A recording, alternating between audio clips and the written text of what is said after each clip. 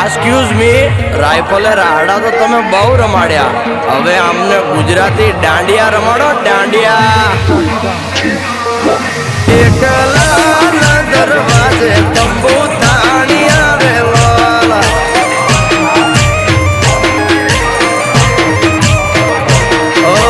અમદાવાદી નગરી એની ફરતે મોટે કાંગરી, એક વાણક નાથની મોટી ગુરજાની જોવાલી.